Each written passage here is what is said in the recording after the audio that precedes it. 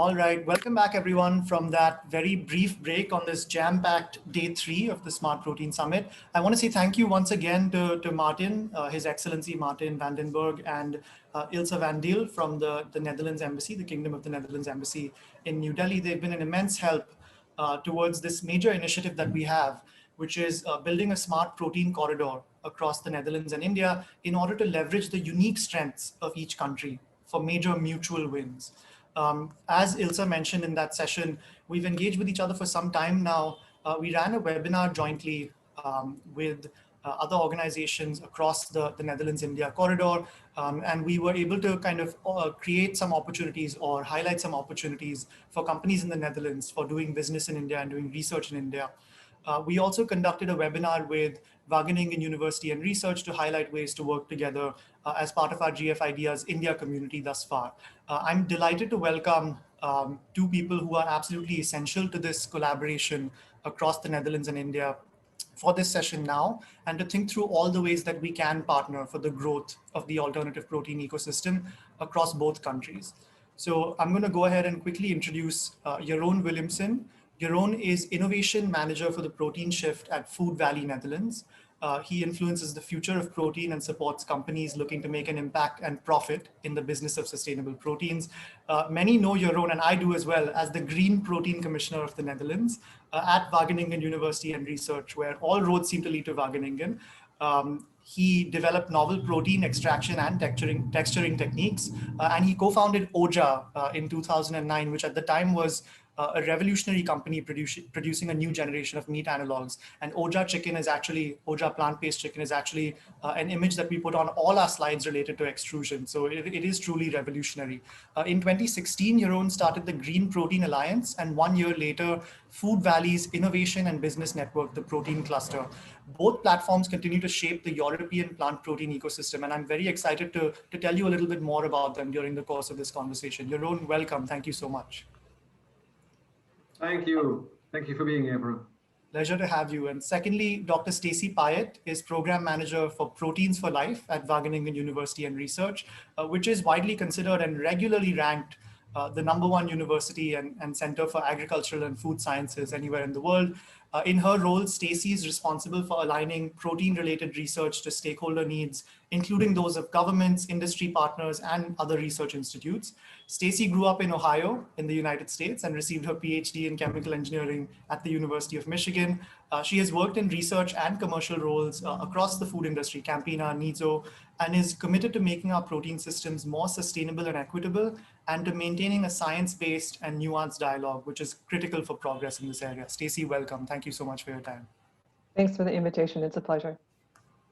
All right, let's dive right in, both of you. First, Jeroen, as I just mentioned, you play a critical role at Food Valley, Netherlands for the protein shift, among a number of other excellent organizations, and you've been really helpful with advancing this smart protein corridor as well.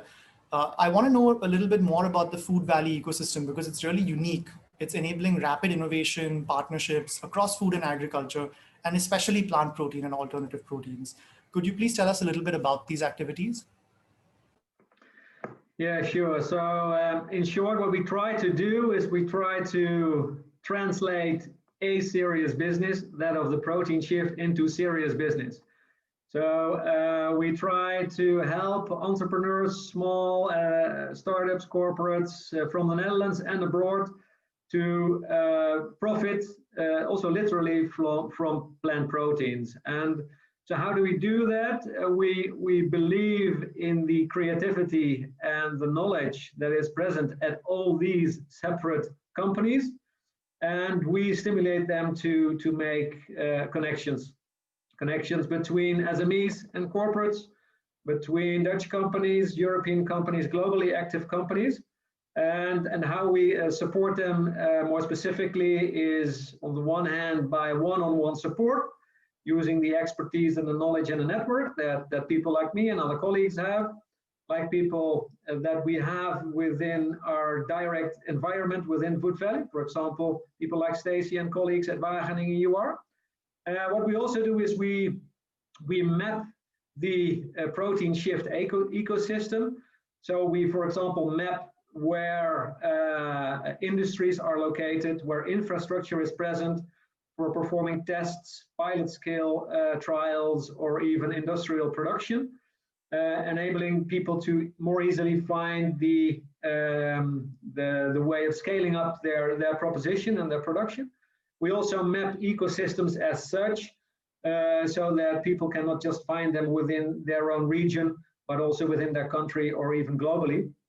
And what we also do is we try to, as you so rightfully say, give shape to those smart protein corridors. I really like that challenge and that framing. And for example, to give one example, is that we helped a company called A New Life, who is really into moringa. As you may know, it's also called the miracle tree. And Kyla, the entrepreneur, the founder, is also now trying and get moringa land or getting a foot on the ground also in Europe. And that's one way of building those corridors.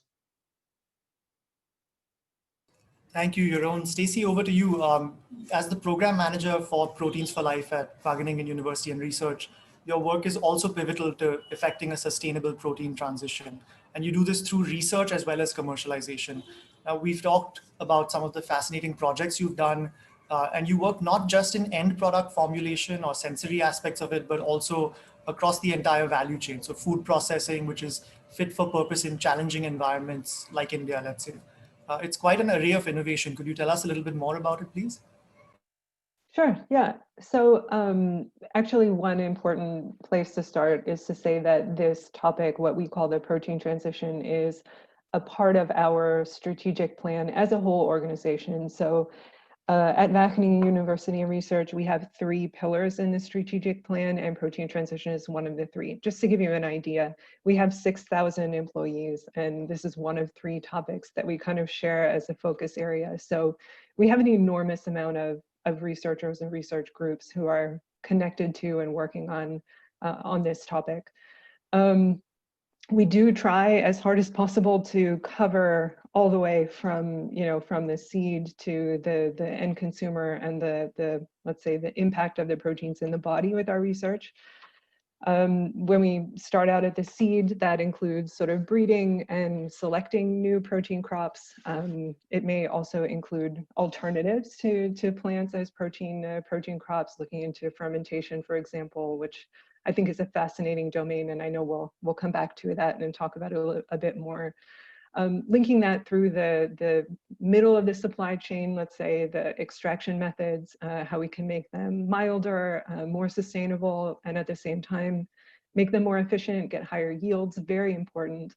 And we're looking at that through the lens of solutions for highly established supply chains, but also for solutions for supply chains that are a little bit less established. What kind of flexible, small-scale processing units can we imagine, and how can they help us in this transition as well? And then, finally, the very important piece, not to be forgotten, understanding, how this change in our diets that we're working toward is going to impact our overall health and well-being. How can we make sure that we are providing nutritional diets for the growing global population in an appropriate and sustainable way into the future? Very exciting.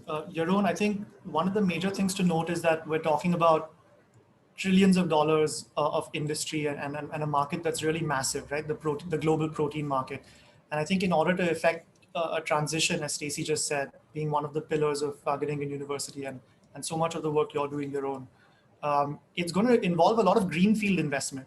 So we don't have all the infrastructure in place. We don't have all the people in place that need to do all of this work just yet. So it needs disparate actors across the ecosystem.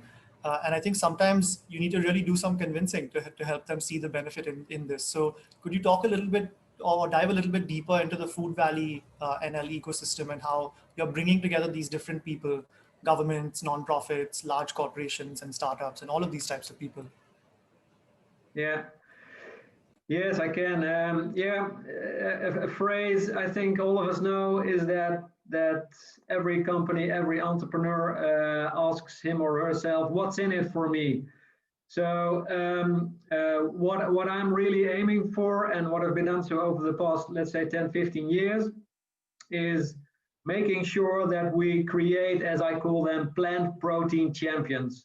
So people who can really show that it is possible to create a future-proof business model around plant-based proteins in whatever sense, if it's breeding or ingredient production or consumer production or brands or propositions. And so that is really the essence also in, let's say, the first phase of such a transition, creating these kinds of champions and supporting them. And really it's also about, and because Food Valley is not about performing research, it's really about harvesting the impact potential from specific technologies or innovations, but also from human capital. And it's my experience, also from my personal experience, that if you help these plant protein champions, and if you give them the platform, and if you give them the opportunities to explore themselves as such champions, that will really accelerate also towards the next phase of the transition, because then all of a sudden also corporates also see that what they once thought was very, very risky business indeed can also deliver a future-proof business model. And so that's a very important part, and we need these champions, which in some cases are entrepreneurs. So for example, next week we have at the Food Valley Summit, we have Abhinav, the founder of Good Dough in India, which I really consider, I've now spoken to him several times, and this is a role model of a plant protein champion. So we really want to service them and also give him the international platform, because I'm convinced that that will accelerate. It will not only help him, but also the sector and the market on a much larger scale than just what he is doing with his company. So I think that's very crucial. And the final thing is that I think that governments really need to create a climate in which these champions can flourish. And to be honest, I think that in the Netherlands, and perhaps also in a broader European sense, I think we can learn a lot from what's happening in India, what's happening in Singapore, what's happening in China. So and that also shows the fact that it's really a two-way corridor that we need to shape here. Yeah, thank you so much. And Abhinav Sinha, his brother Abhishek, was at the Smart Protein Summit on day one, talking about how Good Dot has been a pioneer in plant-based meat over the last several years in India, and they are really doing wonderful work. Stacey, I want to get into the specific research you're doing in a few minutes, different case studies and examples of it. But jumping off what Jeroen just mentioned, there is a clear need for an ecosystem, but also one which enables rapid growth, right? So it might originate in kind of fundamental and applied research at Wageningen, but it has to impact the market. So how do you ensure, and I think the model at Wageningen University and research is fantastic, how do you ensure that the research impacts the market directly? Well, thanks for the question. And I have to say, I do think we have a unique model, but I also think we are uniquely blessed in this area, that there are already flourishing ecosystems and with partners like Food Valley, who deliberately and consciously bring people together and keep up a dialogue, and like yourselves, who have really sort of initiated bringing together such an amazing group today. That's incredibly helpful, and I'm so thankful that we have organizations and partners who do that, because that's something we can't, as an organization, we can't manage those ourselves.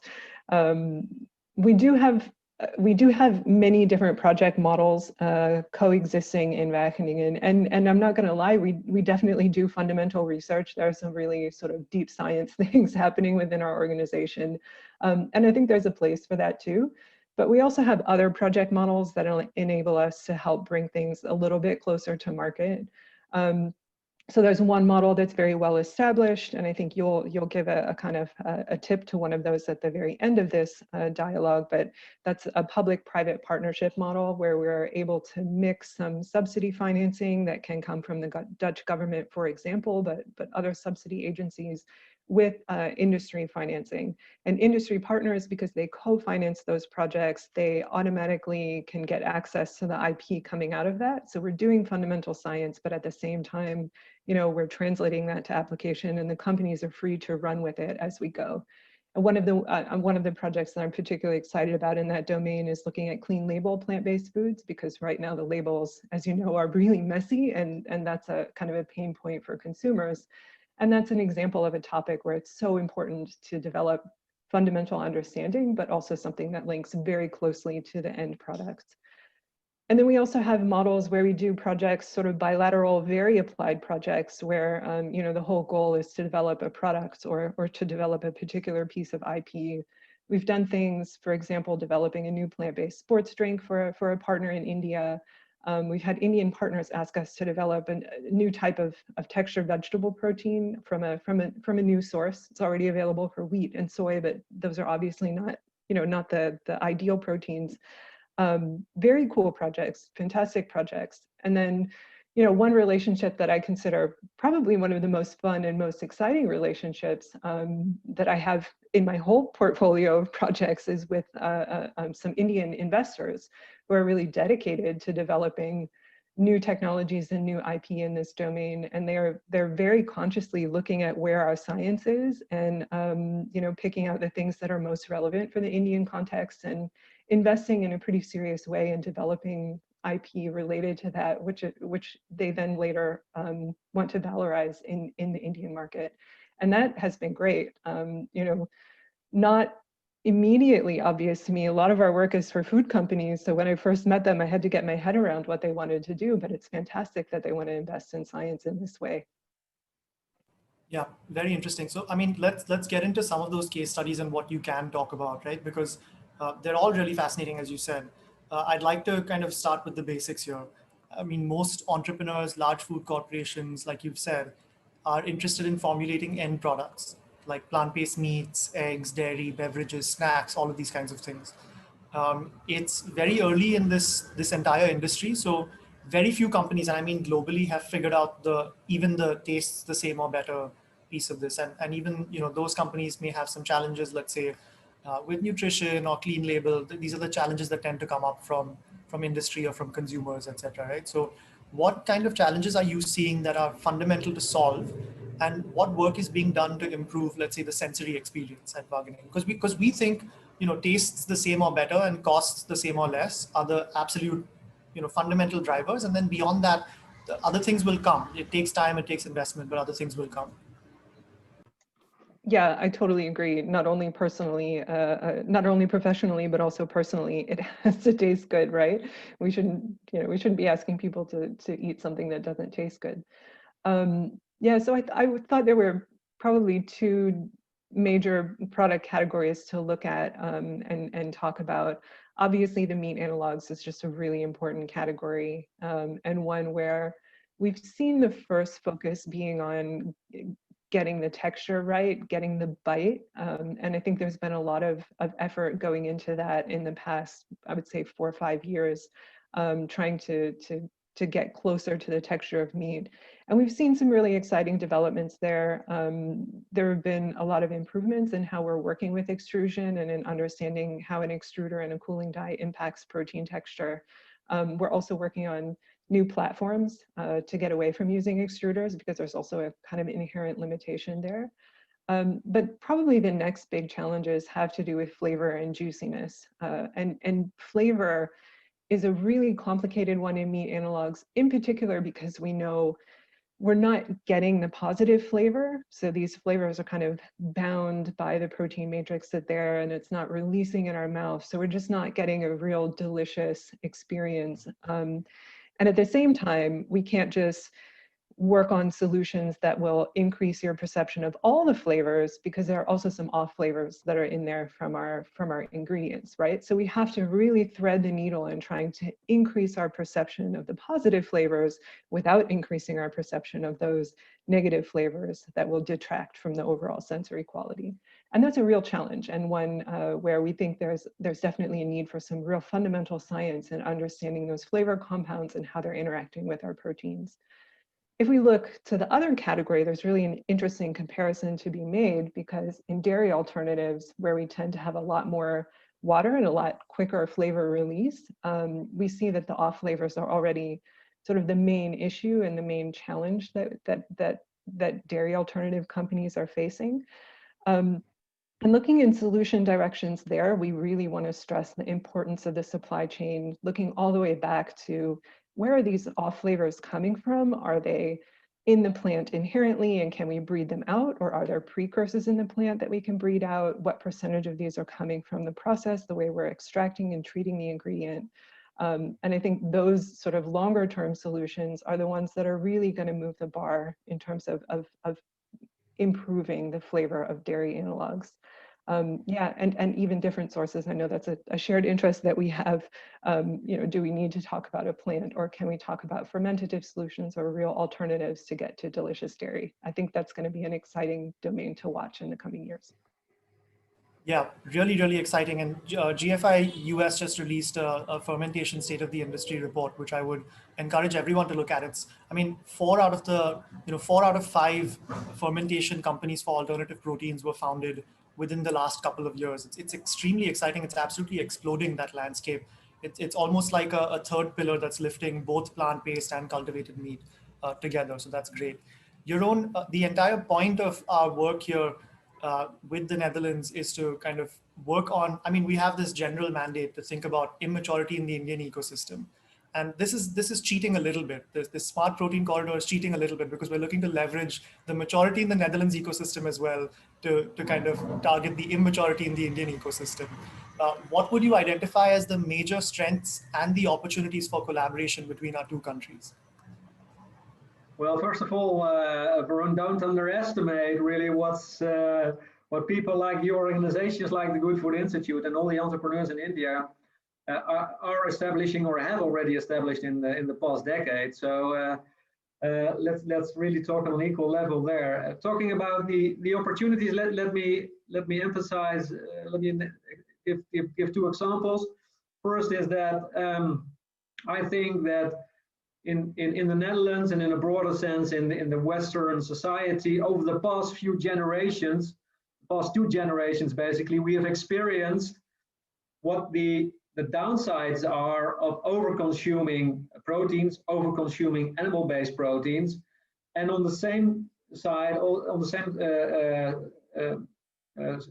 thing, also see how luxury, welfare, health, convenience can be achieved also by means of plant-based protein-based products, plant protein-based products, using specific technologies that would enable to extract specific ingredients that are fit for the industry to prepare delicious plant-based products. So one opportunity, I think, is that we really have more or less the moral obligation to share the experience and also the negative experience that we have gathered over the past 10, 20 years of this overshoot, and what we have learned actually also, for example, to regions like India, where the challenge is completely different because there is no overshoot yet, and plant-based proteins are still the reference. So I think we can add in showing that plant protein products really can go together with health, with convenience, with easy to prepare, with using new innovative ingredients and technologies. So I think that's one. And the second one is that, well, as perhaps even accelerated by the current pandemic that we're in the middle of, is that we see an acceleration of this plant protein boom that we already saw coming for a couple of years, but now it's really exploding, and that has made, well, that we are really now in risk of encountering a plant protein gap.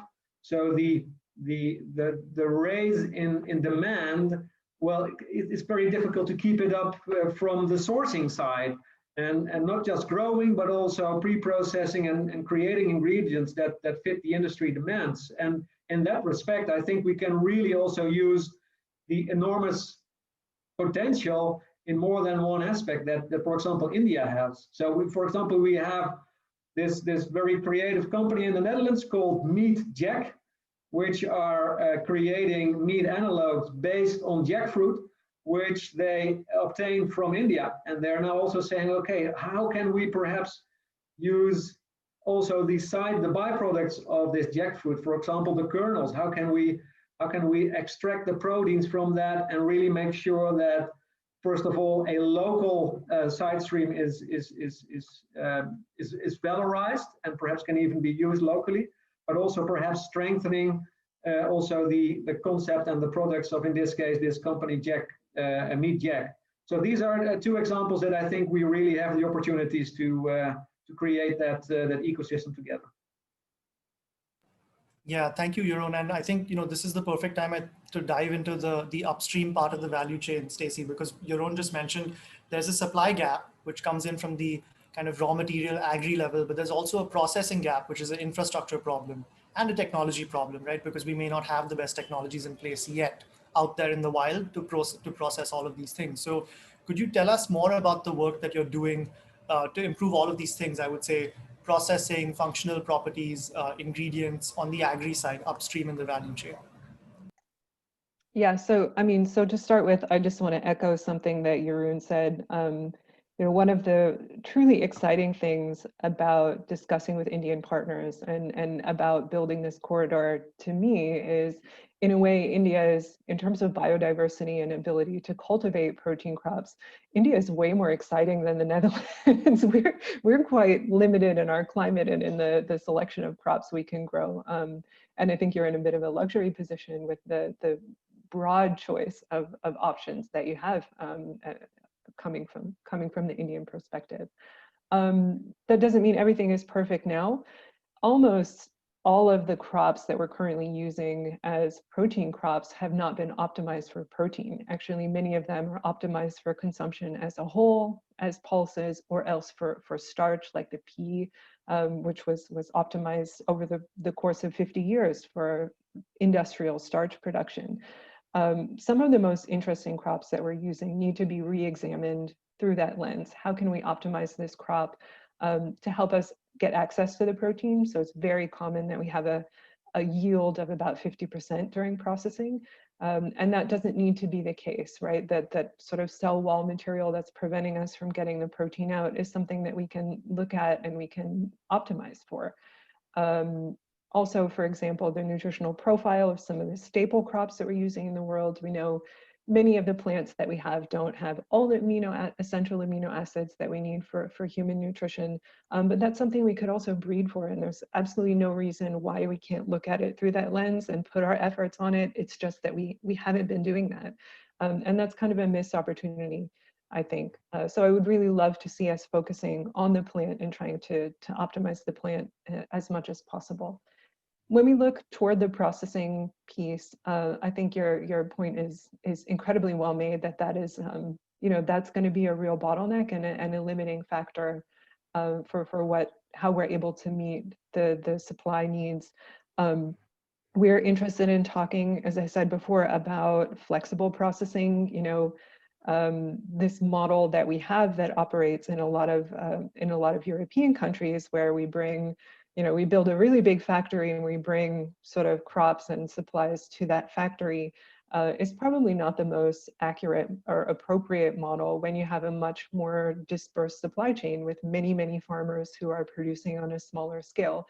It would be much more efficient to bring a factory to them.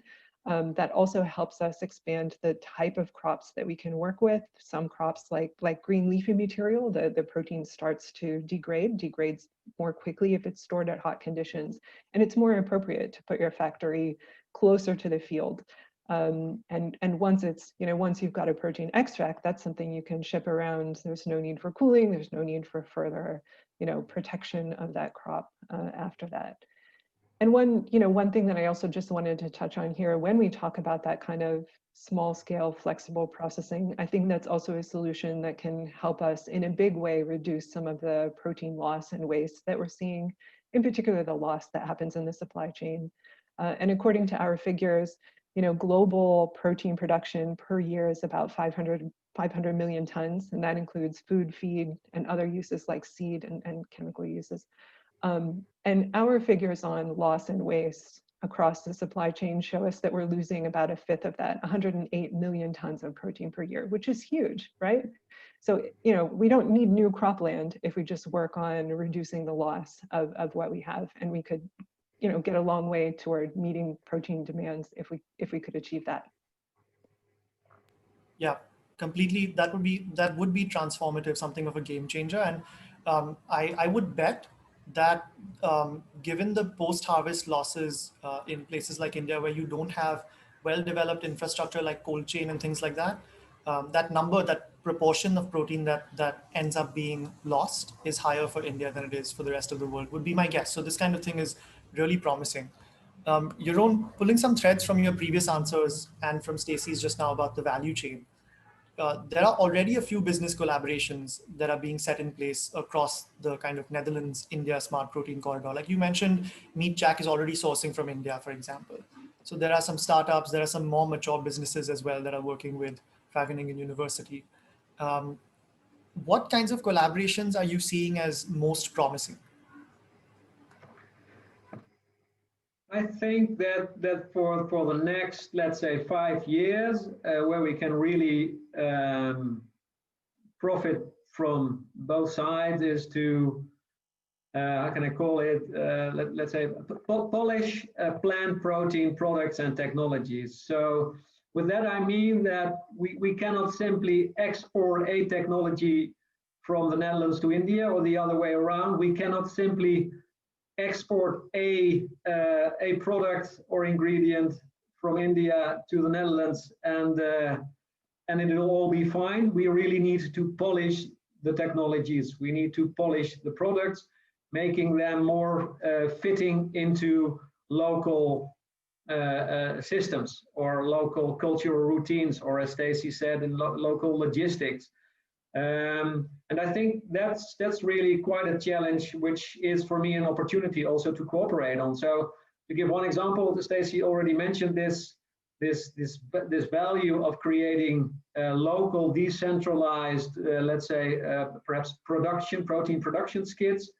Only 2 weeks ago, the first small fermentation unit, SFU, developed by Schouten Europe together with Indian partners, was installed actually in India. And the basic technology is quite simple. Actually, it's quite conventional fermentation technology, but the whole system had to be polished in order to be really operative in India. And that does require not just knowledge of the basic technology, but also of the local circumstances, also of the local preferences and the local even culinary habits. So that's what I mean. I think that, and the other way around, if Abhinav or Goodwill, for example, is willing to export their products also to Europe, I think many people will be surprised positively by also the culinary possibilities of the products. But it's more likely that we also have to adopt them and to polish those products, also making them more fitting the Dutch or the Western culinary preferences. So I think in that polishing these plant protein technologies and products, I think therein lies a unique opportunity for us to collaborate on.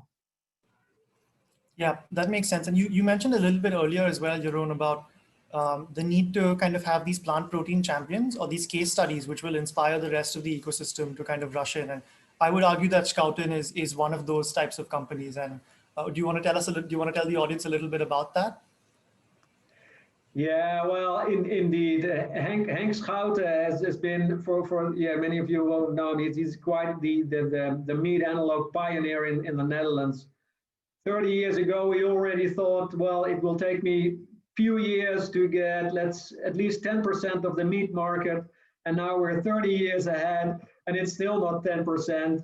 And he has even raised the bar. He has now said, okay, I want to make it my personal mission to avoid any protein malnutrition in India for these, 150 million children, I think, something like that, in India, who are in fact, protein malnutrition.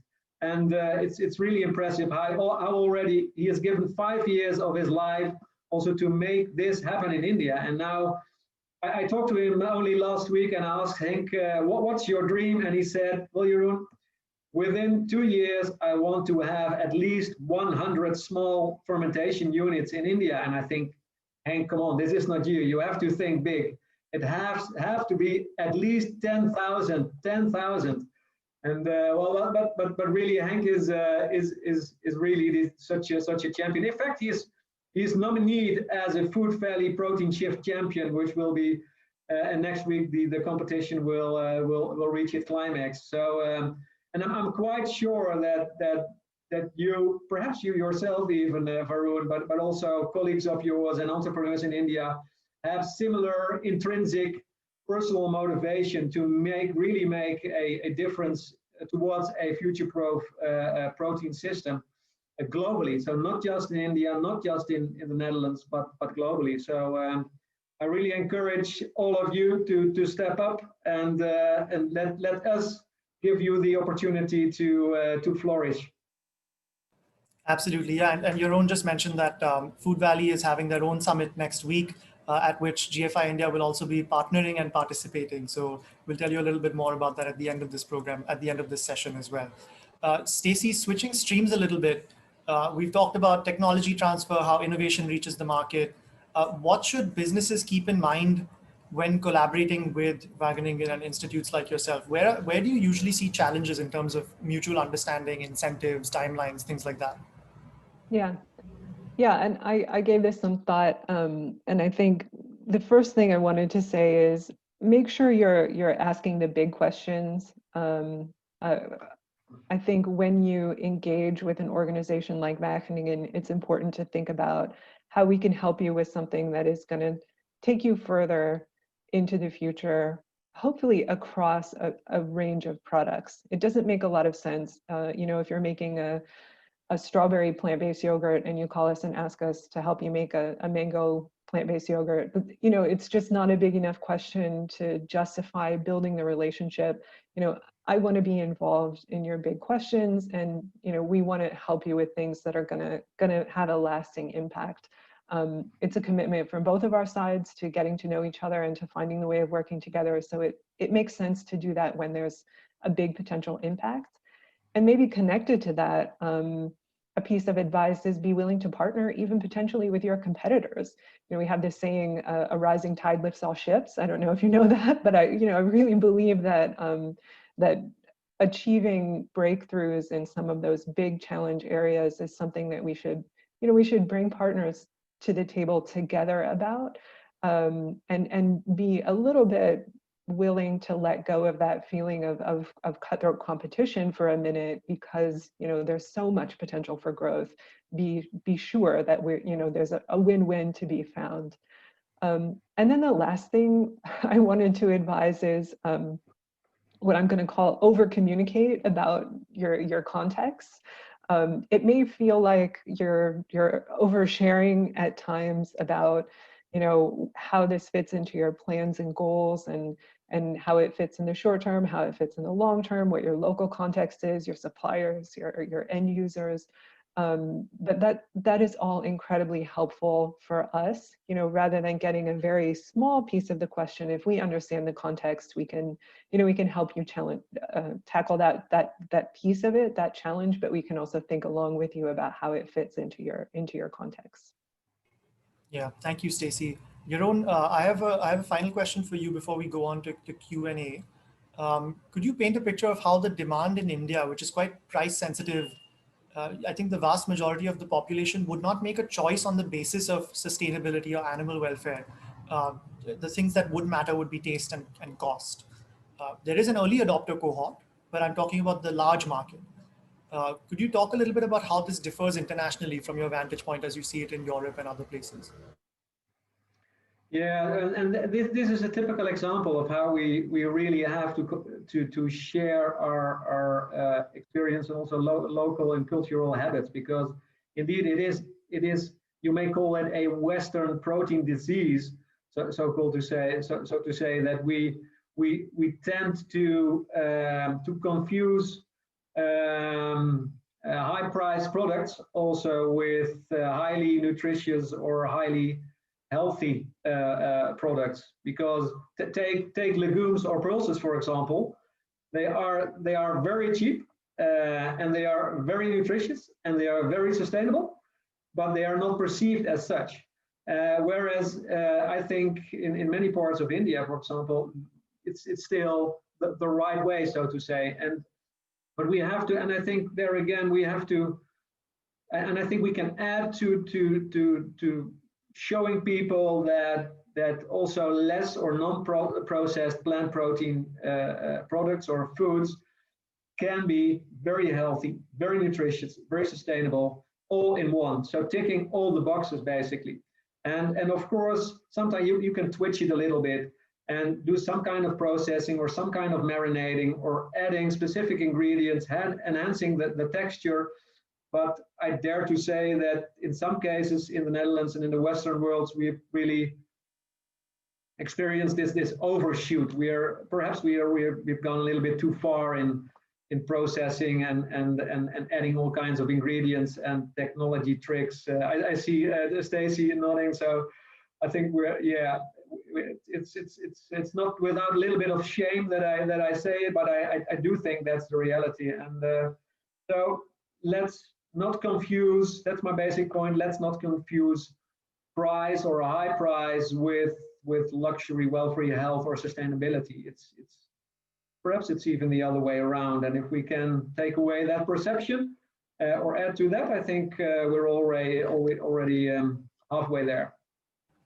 Yeah, I think that's a very important point. I would argue, of course, that because meat is so aspirational in India, and you're seeing a very hot zone in India for the demand of poultry and other things over the next decade, we'll have to go through that journey of meat analogs becoming really, really good. And by really good, I also mean they will become less processed, involve less ingredients, because the ingredients will become very good and they themselves will become much cheaper and they'll get even more sustainable. So you'll have orders of magnitude improvement over animal sources, right? So Stacey, I think a similar question for you. We need to preserve the taste, the quality, while dropping the cost basis for all of these new products. It's a high and unforgiving bar. Yesterday, we had Didier Toubia from Aleph Farms on the cultivated meat side talking about how when cultivated meat launches on the market, it will not be its final iteration. It'll be kind of like the first iPhone or maybe even the pre-iPhone smartphones, right? So could you speak a little bit about kind of all the opportunities you see to shortcut this process of optimizing alternative proteins, so meat, eggs, and dairy replacements, so that we can satisfy this growing demand in a more sustainable way? Yeah, well, I mean, I absolutely agree with everything that has been said. I think you're positioning the meat analogs in exactly the right way. You want those to become an alternative aspiration that is just as luxurious and delicious as the meat, to help those consumers who would otherwise, naturally be drawn to meat. And I also, at the same time, agree fully with what Jeroen has said, that for some of the over consumers of meat, and we've got plenty of those here in the Netherlands, helping them embrace a chickpea curry as an aspirational dinner would be fantastic. That I think is really pretty much a perfect dish. Yeah, I mean, I think the point is fair. I think when we look short term, medium term, and long term, we see a different portfolio of options to solve what we're looking for. I would question whether the meat analogs need to look perfectly like meat. I think if you're fulfilling that niche on the plate, and if you're looking at the social context and you're addressing the social context in which someone is consuming that product and offering them a luxurious eating moment that will satisfy that's also a perfectly a valid goal. I mean, I still struggle to find the right sort of option of what to throw on the barbecue when friends are having a barbecue and everyone else is having a burger. I would love to see something that would address that social context that doesn't necessarily have to look like a burger, but to give me, something I can put between the bun and I can enjoy it and be present and feel like a part of the group. And I think we can, we can hold that in our minds as a sort of dual purpose. One purpose, providing the meat lover with something that looks as much like meat as possible. And the other purpose of just fulfilling that social and aspirational goal for consumers who are a little bit more open-minded about what eating experience they want to have. Absolutely. I think satisfying those need states in whatever way makes sense is the best way to go about it. We are seeing a lot of data emerging, research that we're doing constantly that shows that people are craving specifically meat, especially those who are rising into the middle class or are firmly middle class. Lots of, I mean, especially during the lockdown, but even prior, the COVID-19 lockdown, but even prior, there's a dish called biryani in India, which is ordered once every second on all of these delivery platforms. It's like a huge quantum of these dishes, and it's meat cooked in with rice, and it just gives a sense of luxury, indulgence, etc. So I think we're going to go through this journey, and we're going to have to satisfy that demand in those ways first. Let's go to Q&A from the audience, because I'm sure that there's a lot of really interesting stuff. So could you throw on the Slido, please? Thank you so much. Okay. Can we have some comment on the possibilities for ingredient-related projects for plant-based as well as cultivated meat? Has either of you seen any specific projects that you can describe? Stacey, you already mentioned a couple of them. Yeah. So just to piggyback off of something that popped up previously, talking about food loss and waste, I think one of the huge categories of global residues of protein, which are currently being lost, is still in the oilseed residues. That's canola in North America, or rapeseed in Europe, soy, press cake. Surprisingly, not all of that is still valorized. And I think there are some really fantastic projects on developing ingredients and functional ingredients from those streams, also from agricultural residues like cuttings from fruit and vegetables. As far as clean meat goes, there's a lot going on in the ingredient space in terms of improving the substrate, basically the broth, which will take us a long way also toward improving the sustainability credentials of those products. So yeah, I really do. I agree with, I think, what's the question behind the question, that it is really important to look at that sort of intermediate piece of the chain, that sort of link that we have through ingredients between the production source and the end product, and to focus on investing in that domain. Jeroen, I think we've already talked about some collaborations. Would you want to add something there? Well, one thing I would like to add, for example, I gave that example of this small fermentation unit, and I had a lot of discussion with Henk about it. And one of the challenges we have, and that is in fact now intended to be a project, is to see how we could not just focus on proteins, but for example also on iron or specific vitamins present in that tempeh or other products that are produced. So how can we also not just focus on the fermentation technology itself, but also the sourcing, perhaps even breeding of specific legumes or pulses to be fed to the fermenter, so to say. So that's also a project that I really think the added value is very visible outside the scope of only the proteins, but more on a broader nutritional level. And the second one is a project that, as I mentioned, on valorizing kernels from jackfruit, also to extract the proteins and to use that more explicitly. So that's two examples. Yeah, and I'll just add, so there is a cultivated meat modeling consortium, which is at a university in the Netherlands, which GFI was a co-founder of, and has participation from multiple cultivated meat companies all around the world and universities. It's really, really interesting work to, as Stacey said, drive down the cost, get a better sense of the sustainability, etc. I think the second question here is related to making sure that there are productive public-private partnership models. So in different countries, maybe different governments are trying to do different things when it comes to IP. Jeroen and Stacey, I'll start with Jeroen. What have you seen in terms of public and private, government and private partnerships, and how the IP sharing works? this is always a challenging topic. I do think there is a tendency, having learned from platforms like Tesla or in other areas, is that really bottom line is that sharing your knowledge and making it really open innovation, first of all, really speeds up and really accelerates transition, and second is also delivering yourself as a creator or as an innovator the highest return on investment. And again, this is also accelerated by the pandemic that we're in. People rethinking the way we are really capturing knowledge and IP. So it's my hope, but I cannot support. But it's my hope that there will be less discussion about IP and more about really open platforms and opening up.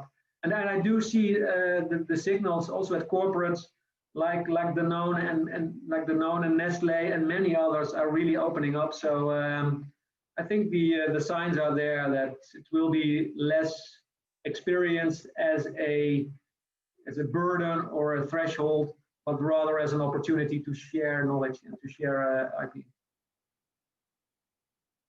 Stacey, what can you add there about kind of what you've seen from public-private partnerships? I guess Wageningen itself is doing a lot of that kind of thing, but any Netherlands government directly funded stuff and how that affects IP?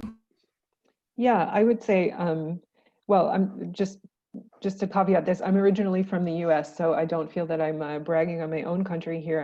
I'm going to brag on the Netherlands for a moment, in that I think that the Dutch model is very well developed in this particular regard.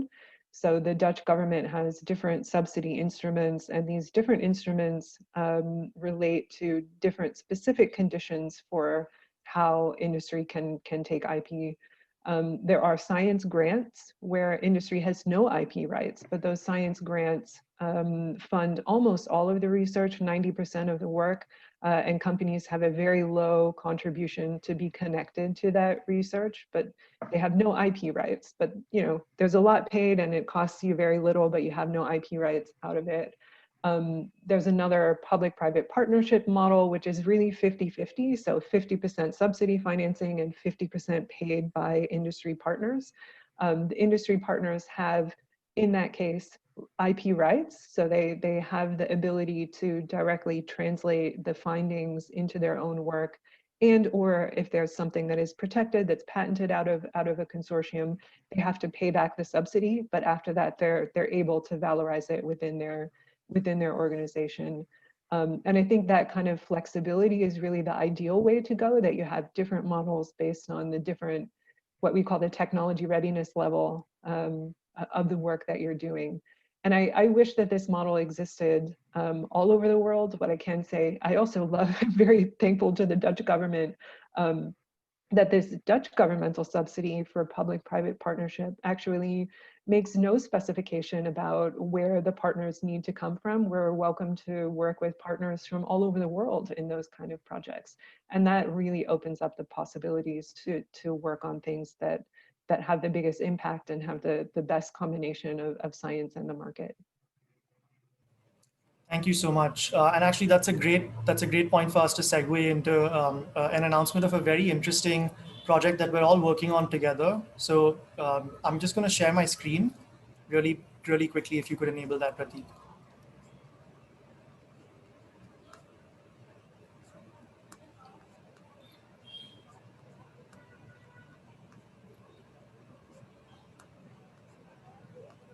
I am unable to share my screen.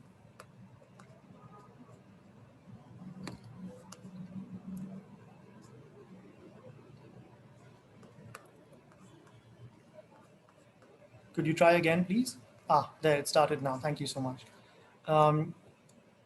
Sorry about that slight technical difficulty. You can see this, right? Stacey, can you confirm? Yeah, okay, great. So thank you so much, everyone, for joining us for this session. It's been really fascinating. Thank you, Jeroen and Stacey. We're here to kind of announce this very important initiative that we're undertaking as well.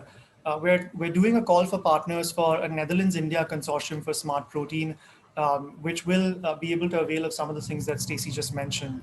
So really quickly, we've talked about how the Smart Protein Corridor across our two countries shows major promise to accelerate collaborations in this area.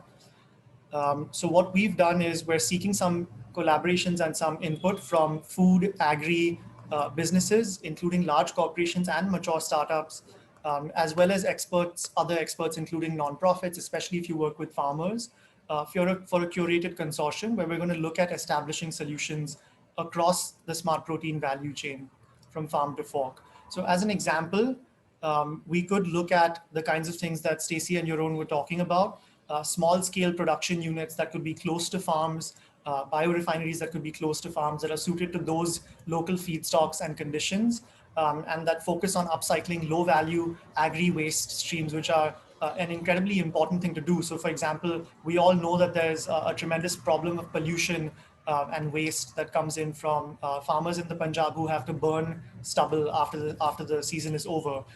There might be a possibility if we're able to create projects like this to allow them to upcycle those low value agri waste streams and create higher value protein out of that by using it as a feedstock.